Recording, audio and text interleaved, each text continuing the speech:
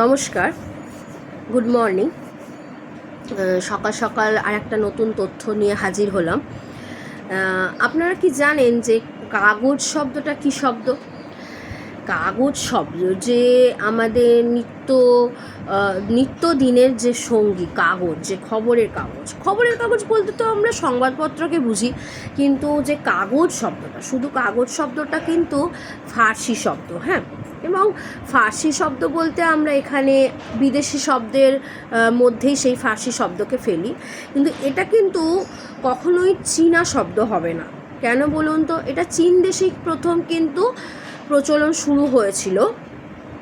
চীন দেশের হান সাম্রাজ্যে প্রথম কিন্তু খোজা চাইলুন বলে একজন ছিলেন, তিনি প্রথম কাগজের উৎপত্তি করেন, মানে কাগজ প্রস্তুত করেন।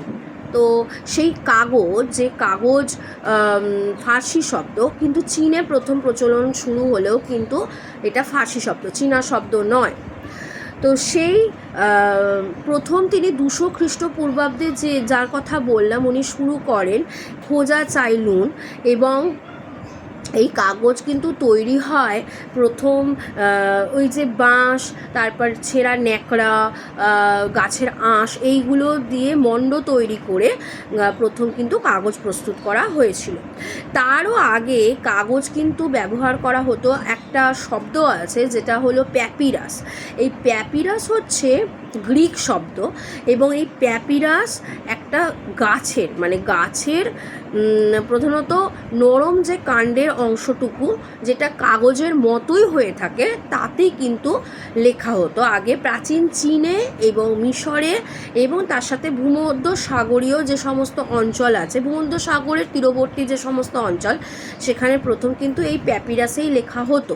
তো প্যাপিরাসের কিন্তু সেখান থেকে পেপার শব্দটা এসেছে, এবং পেপারের পারিভাষিক প্রতিশব্দ হচ্ছে কাগজ, এবং সেই কাগজে কিন্তু আজ আমাদের এই কাগজ আমরা ব্যবহার করে থাকি। তো যাই হোক, এইভাবে কাগজ এসেছে, কাগজের উৎপত্তি হয়েছে। এবং সেই যে কাগজের ইতিহাস, সেই কাগজের ইতিহাস যেমন আমরা হাতে কাগজ পেয়েছি, এবং তারপর এসেছে সংবাদপত্র, সেই কাগজ কিন্তু কাগজের চটকল গড়ে উঠেছিল হুগলি শ্রীরামপুর মিশন দ্বারা প্রতিষ্ঠিত কাগজের চটকল প্রথম সেই শহরেই কিন্তু প্রতিষ্ঠিত হয়েছিল। এই গেল একটা ছোট্ট ইনফরমেশন সকলের জন্য কাগজের ইতিহাস। নমস্কার।